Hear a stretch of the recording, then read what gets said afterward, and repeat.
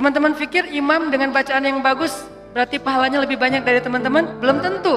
Bisa jadi makmumnya dapat untung dari bacaan yang bagus karena dia khusyuk, dia bisa nangis, dia bisa nyaman. Sementara imamnya nggak dapat apa-apa loh. Ini, tapi kita nggak bisa menjudge imam juga ya. Begitu imam baca Alhamdulillahirabbil alamin, pamer. Nggak bisa. Entas jadi susah tuh. Semua salah ya, serba salah. Baca bagus salah, baca jelek, imam nih bacaannya kok gini banget sih, jadi serba salah. Ini bukan menjudge orang lain, udah aja masing-masing. Kalau imam bacanya bagus, ya kita husnuzon, Masya Allah bacaannya luar biasa. Kalau banyak orang yang khusyuk gara-gara ini berarti pahalanya banyak banget nih. Kan kita cemburu ya. Si imamnya, astagfirullah, kalau nggak dibagusin, Allah suruh yang bagus-bagus. Kalau bagus-bagus amat, ntar sombong. Karena emang bagus sih. Itu habis tuh. Aduh, ngeri banget teman-teman. Di tengah masih ikhlas, nggak kegoda. Kan ria itu kan bukan maunya kita ya. Ria itu kan wasawisus syaitan, yuwaswisu fi sudurin nas. Dia yang mengebisikin, tapi di akhir selesai datang, alhamdulillah Ustadz, sambil gini, ada tisu nggak? Saya baru pertama nangis dalam sholat, suara Ustadz luar biasa. Bapak nggak pernah dengar di YouTube saya. Sombong, ya. Bapak nggak baru kenal saya. Gitu, atau bukan karena pujian orang lain teman-teman, karena diremehin sama orang lain. Pernah diremehin orang terus jadi ria? Saya pernah ngisi di beberapa masjid agung. Ada kan kalau di daerah-daerah tuh kalau saya ngisi kadang-kadang panitia mintanya di masjid agung. Kan DKM Masjid Agung rata-rata nggak main Instagram ya. Mereka nontonnya TV. Jadi karena saya qadarullah nggak pernah masuk TV, nggak kenal. Ini Ustadz siapa sih? Ada nggak di Damai Indonesia? Nggak ada. Oh biasa aja. Karena saya nggak pernah masuk TV, akhirnya beliau nggak kenal kan, bukan yang pemain sosmed. Dan dari situ mulai ada ngeremehin. Panitia nawarin tempat, mereka bilang udah biasa aja lah, nggak usah terlalu heboh. Paling juga jamaahnya nggak setengah masjid. Katanya. Saya kasih tahu Ustadz, ini DKM-nya kayak gitu ngomongnya. Oh kita lihat aja nanti. Mulai kan ria nih. Terus saya datang, ternyata alhamdulillah qadarullah Allah yang melangkahkan kaki-kaki mereka rame nih sampai pelataran masjid. Pas rame DKM-nya bingung, Ustadz siapa sih kok bisa rame gini yang datang? Saya, ya sih. Ria nih. Mulai yuwaswis was-wasan. Jadi perang batin banget teman-teman sama setan. Bukan maunya saya, setan yang kayak gitu. Kita cuma punya dua pilihan, mengaminkan atau menolak. Kalau kita mengatakan iya sih, berarti kita membenarkan kata-kata setan di dalam hati, ria, sombong. Atau kita mengatakan astagfirullah, nggak mau kegoda gitu. Pas waktunya sholat maghrib, panitia biasa, panitia kan kenal pastinya ya, Ustadz dorong-dorong saya gitu kan. DKM nggak ngedorong, kan kepancing. Kenapa DKM nggak ngedorong? Melihat penampilan saya dari ujung rambut sampai ujung kaki kayak kurang meyakinkan gitu. Nih Ustadz bisa ngaji nggak sih? Ngelihat ujung kupluk, di tengah kaos atau pakai kemeja, bawah celana jeans biasa. Ini bisa ngaji nggak ya? Akhirnya DKM kayak ragu-ragu gitu mau dorong saya jadi imam. Dalam hati, 5 menit lagi dengerin aja nanti. Wah, yuwaswis, luar biasa. Karena didorong-dorong terus sama penitia, ya udah deh. Saya mau ya kalian yang dorong kan, dorong lagi dong. Didorong ya. Udah aja jadi imam. Imamin, karena tadi diremehin sama DKM, kepancing dong. Wah, Ar-Rahman nih, gua keluarin sekalian. Kenapa ngeluarin Ar-Rahman? Favorit, kartu as lah. Kan DKM-nya kayak ngeragu-ragu gitu. Sampai saya bilang, soft dirapatkan, diluruskan. Saya nggak mau pakai bahasa Arab, walaupun nggak bisa. Soft diluruskan dan dirapatkan gitu. Terus DKM-nya masih gini-gini. Ragu-ragu gitu. Dalam hati saya, ya bentar lagi, tenang aja. Balik arah. Allahu Akbar. Itu udah nggak benar lagi sholatnya. Itu dirasain banget. Itu udah nggak benar lagi sholatnya. Allahu Akbar. Begitu selesai Al-Fatihah, gimana Pak? Udah dengar? Terus masuk Ar-Rahman, serak pula.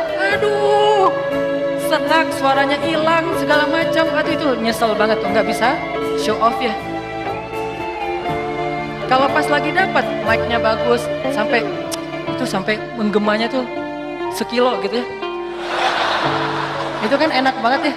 buat seorang vokal, mic itu kayak floor buat anak skate kan. Jadi bisa nge-trick banget kalau floornya dapat kan. Jadi buat saya tuh kalau mic-nya pas dapat, wah ini bisa semua trik dikeluarin nih. Fabi ayyi ala'i rabbikuma tukadziban. Udah Ar-Rahman aja yang biasanya dibagi 4, sekarang 1 rakaat Ar-Rahman, rakaat kedua Al-Muluk. Kenapa? Biar sekalian didengerin. Ini Ar-Rahman ya, ini gini cara bacanya. Aduh, habis. Selesai sholat, kan balik arah gitu kan, mau zikir kan, balik arah. Balik arah bukan pura-pura zikir sih, sambil zikir ngeliat ke arah si Bapak. Kira-kira gimana ekspresinya sekarang? Itu teman-teman berat. Kadang-kadang bukan karena kita pengen dipuji orang, tapi kita nggak rela diremehin orang, itu yang bikin kita riak kan? Bukan karena kita pengen dielu-elukan, dipuji, dapat banyak like, dipuja-puja, bukan itu. Itu kita masih kadang-kadang bisa ngerem. Tapi kita nggak sanggup bertahan, nggak bisa sabar kalau diremehin orang. Akhirnya kita bocorin juga kebaikan kita. Habis. Diremehin suami, diremehin pasangan, diremehin orang tua, diremehin mertua, diremehin teman-teman, segala macam. Diremehin tetangga. Kita bukan pengen dipuji dan dipuja oleh orang lain. Tapi kita nggak tahan kalau diremehin. Keluar juga tuh. Siapa yang selama ini yang melakukan ini? Siapa yang bantu kamu? Siapa? Keluar semua. Satu persatu yang kita sebutkan, satu persatu berguguran dan tidak ada nilainya di mata Allah SWT. Sabarkah kita ketika diremehkan oleh orang lain untuk tetap menjaga rahasia amal kita antara kita berdua aja dengan Allah? Itulah ujian ikhlas. Bisa nggak kita jaga? Nggak mau kita bocorin rahasia kita berdua sama Allah. Begitu kita bocorin, sedih banget tuh. Udah langsung tidak ada lagi nilainya di mata Allah. Berapa banyak dari amal yang kita lakukan yang benar-benar kita mampu menjaga keikhlasannya di awal, di tengah, di akhir. Kalau ada, jangan menyimpulkan dulu bahwa kita udah sukses karena masih ada waktu selama kita masih hidup untuk kita batal. Mungkin nggak batal di akhir, tapi batalnya setelah beberapa tahun. Ada teman kita datang nanya-nanya ke kita tentang, ngafal Quran itu susah banget ya. Kenapa? Aku tuh ngafal 1 juz aja, juz 30 gak beres-beres. Oh, ya sebetulnya gampang sih kalau udah tahu triknya. Mulai nih. Emang idealnya ngafal Quran berapa lama? Ya tergantung orangnya. Ada yang 10 tahun, ada yang 5 tahun, ada yang 2 tahun, 3 tahun, setahun. Kalau aku sih alhamdulillah 6 bulan khatam. Habis semuanya tuh. Ngafal Quran emang gampang, capek, susah loh. Yang susah itu bukan ngafalnya, murojaahnya kan, ngejaga hafalan. Udah hafal 5 juz, biasanya baru kerasa capeknya tuh setelah 5 juz kata orang-orang yang hafal. Setelah 5 juz, mulai nih keteteran yang di belakang, balik lagi ke depan, hilang lagi yang di belakang, balik lagi. Kayak gitu ngafal Quran saking capeknya tuh sampai orang yang banyak putus asa. Udah setelah perjuangan, effort yang luar biasa, hilang hanya gara-gara kalimat cuman 5 menit aja, habis semuanya teman-teman. Rugi banget kan? Jadi jangan dulu menyimpulkan bahwa kita tuh udah pasti soleh, udah pasti istimewa, udah suci banget hanya gara-gara kita punya amalan soleh lebih banyak dari teman kita. Mungkin dia amalnya biasa-biasa aja, tapi dia karena biasa-biasa gak bisa ngeriain kan. Hafal 30 juz dengan hafal Al-Ikhlas, kira-kira mana yang pantas diriakan? 30 juz dong, Al-Ikhlas gak mungkin riak. Gimana kita mau riak? Gua udah hafal loh, apa? Al-Ikhlas. Apa yang mau diriain Al-Ikhlas? Yang ada Al-Ikhlas itu surat pelampiasan. Kalau udah mentok Al-Ikhlas. Sawa'un 'alaihim a'anzartahum. Perasaan tadi sebelum sholat lancar. A'anzartahum Qul huwallahu ahad. Biasanya gitu kan? Mentok-mentoknya Al-Ikhlas. Kenapa? Cuman Al-Ikhlas yang kita paling ikhlas. Kenapa tadi kok bacanya yang susah-susah? Pengen dong sesekali orang tahu kalau hafalan saya udah nambah kan gitu ya. Pengen dong orang tahu, kayak kadang-kadang kan kita suka pengen melakukan sesuatu yang orang lain gak bisa lakukan. Membaca surat yang orang lain gak hafal surat itu jarang. Kalau Al-Ikhlas, Al-Falaq, An-Nas, Al-Kafirun. Al-Kafirun masih oke lah. Karena Al-Kafirun suratnya agak susah kan. Banyak orang yang terjebak, la abudu ma ta'budun wala antum abidun ma a'bud. Kapan selesainya nih? Mutar aja di situ Al-Kafirun teh. Kalau Al-Ikhlas kan jarang yang terjebak. Kalau Al-Ikhlas juga sampai salah, ini nih ngeri banget nih. Jadi mungkin jangan ngeremehin dulu teman-teman. Ada teman kita yang hafalnya, kamu hafal surat apa? Enggak, cuma dikit dari At-Takatsur sampai An-Nas doang.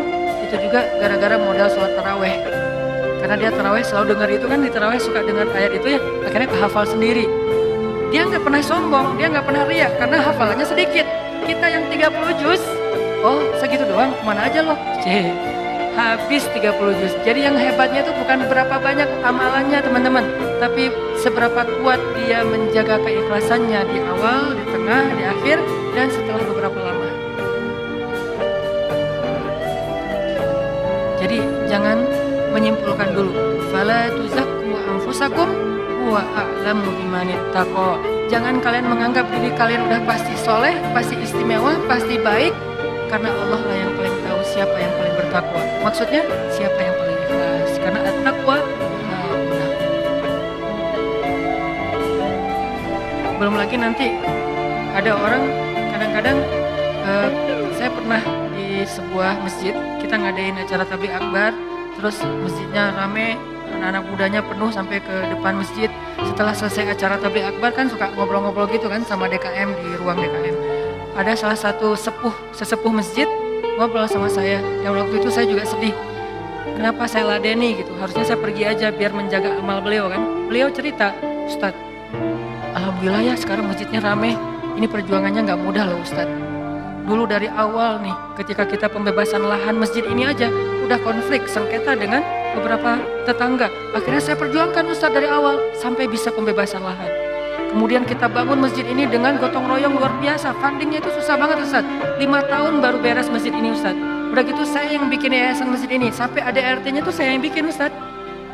Satu persatu beliau sebutkan perjuangannya, jasa-jasanya, jerih payahnya, effortnya, dan segala macam pengorbanannya. Sampai akhirnya masjid ini rampung, sekarang dipakai banyak orang sholat, sekarang udah gampang. DKM sekarang tuh gampang, gak seperti awal-awal dulu. Kalau beliau sadar itu semuanya habis gara-gara beliau. Tapi kan kita nggak bisa menjudge ya. Kalau beliau menceritakan itu untuk motivasi, oke. Tapi kalau beliau menceritakan itu untuk ria, dihargai, diakui, kalau hanya pengen dapat pengakuan, pengen diaku oleh orang lain, habislah semua pahala yang sudah beliau usahakan sekian tahun. Harusnya kalau beliau ikhlas, satu orang yang datang ke masjid untuk ikut acara tabligh akbar, sholat berjamaah, taubat, sadar, zikir, ibadah, beliau dapat pahala. Kebayang nggak kalau ada 5.000, 10.000 anak muda yang datang untuk ikut acara di situ? Pahala beliau banyak banget, tapi hilang hanya dengan 5 menit berbicara. Jaga lisan. Faliyakul khairan aw liyasmut. Mending diam aja deh. Sebegitu gampangnya hilang amal-amal kita gara-gara tidak mampu menjaga keikhlasan kita, teman-teman.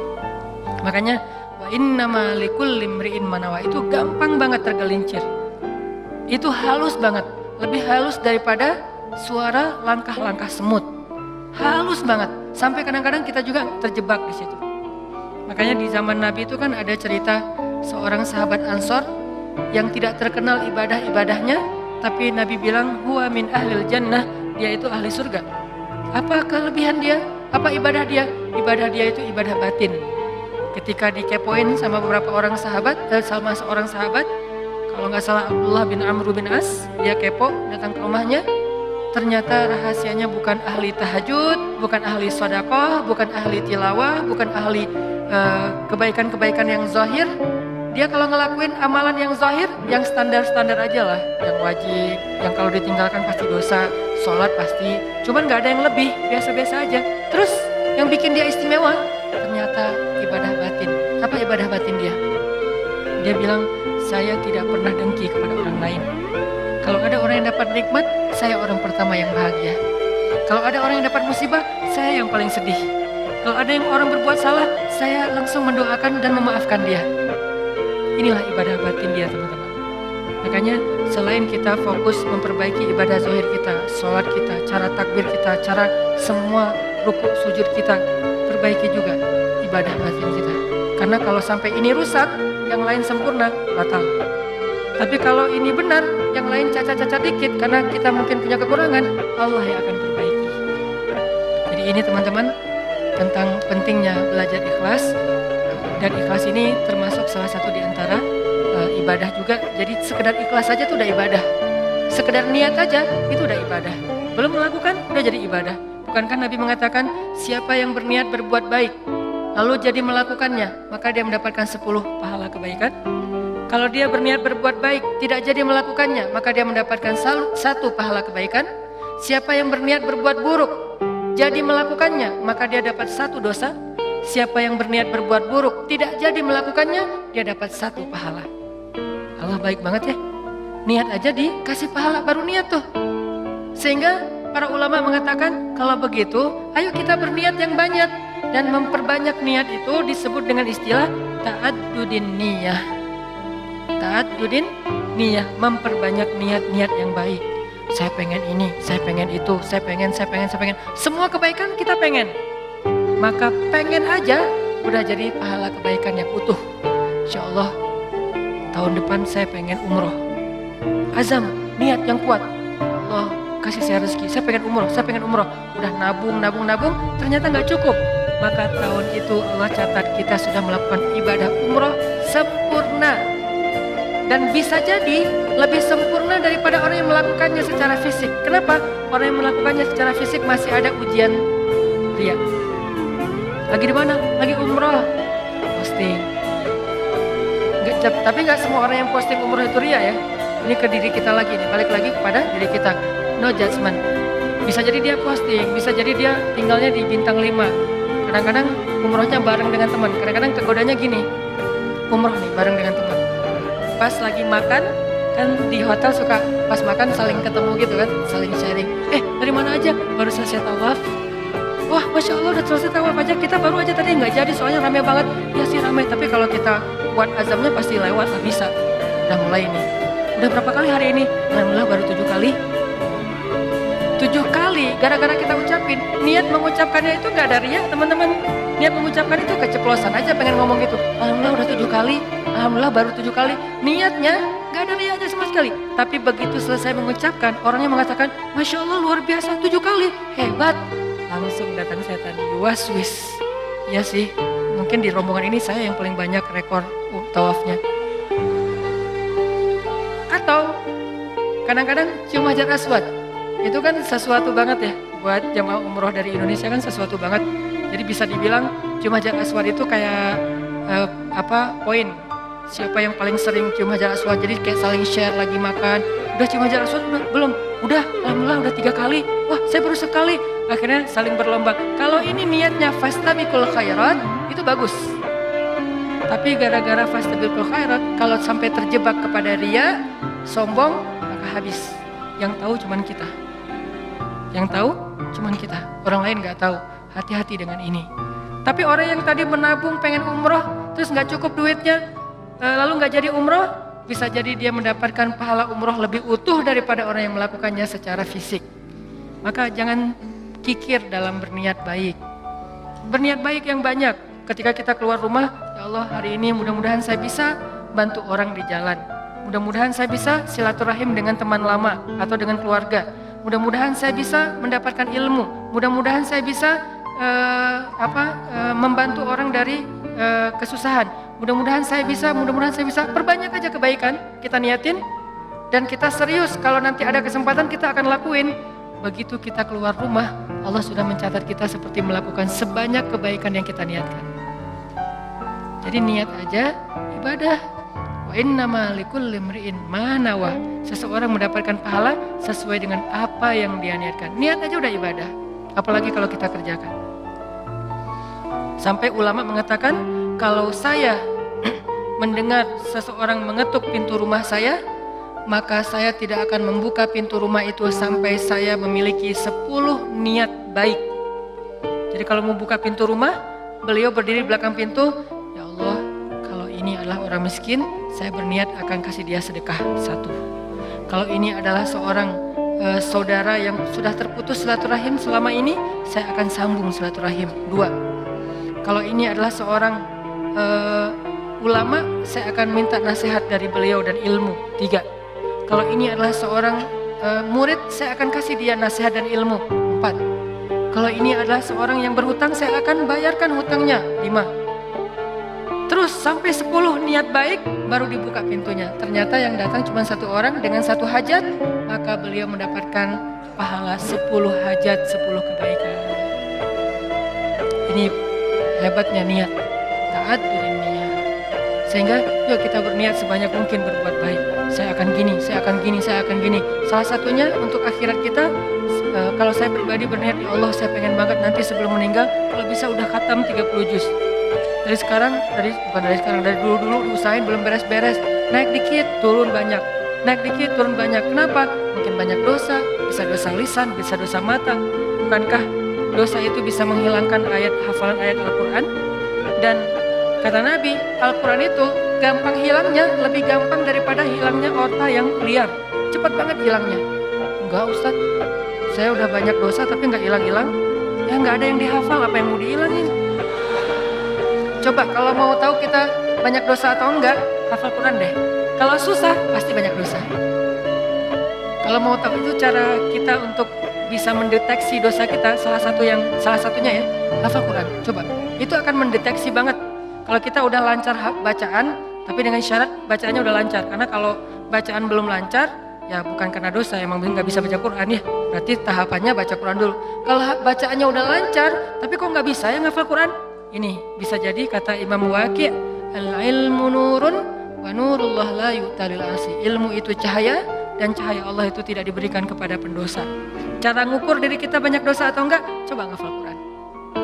Kalau susah, pasti banyak dosa. Sehingga pesantren di dekat rumah saya tuh, pesantren Kampung Quran namanya. Dulu ada program daurah hafal Quran selama bulan Ramadan, 1 bulan 30 juz. Di Indonesia, di Cihanjuang, Cimahi, 1 bulan 30 juz. Pas saya diundang ke situ ngisi waktu subuh, saya bilang, ini programnya apa Ustadz? 30 juz 1 bulan. Saya dalam hati, emang bisa? Saya tuh udah lebih 10 tahun gak beres-beres. Ngeremehin gitu kan? Ternyata ada yang bisa. Dari sekian puluh siswa atau santri, ternyata sekitar hampir 10 orang khatam sebulan 30 juz, lancar teman-teman. Sebulan 30 juz lancar. Modalnya mungkin cuma juz 30 doang pas baru datang. Dan apa metodenya Ustadz? Ternyata metodenya itu nggak rumit-rumit, sederhana. Kalau mereka ngerasa susah hafalan, disuruh sholat taubat terus istighfar. Itu doang. Kalau susah banget ya, kan kadang-kadang ada halaman yang mudah, ada halaman yang susah ya. Yang biasanya kalau lagi enak tuh moodnya dapat, bisa sekali duduk 2 lembar langsung hafal dan lancar. Kalau lagi nggak dapat, 1 ayatnya nggak beres-beres. Nah, kata ustadznya, kalau kejadian kayak gitu, coba wudu, sholat taubat, minta ampun sama Allah, istighfar, coba hafal lagi. Pasti mudah. Dan itu terbukti. Ternyata kayak gitu caranya. Cuman ya butuh istiqomah juga. Jadi teman-teman, perbanyak niat yang baik. Niat apa aja? Termasuk saya nanti kalau udah punya rezeki, udah punya usaha sendiri, saya pengen punya panti asuhan 1000 anak yatim. Tapi niatnya yang kuat ya. Kalau ternyata itu baru terwujud setelah 20 tahun, la tahzan, gak usah bersedih, gak usah berkecil hati. Kenapa? Sejak kita berniat punya pesantren, punya panti asuhan 1000 anak yatim, walaupun terwujudnya setelah 20 tahun, pahalanya tuh dihitung dari awal berniat, bukan ketika terwujud. Keren kan niat tuh?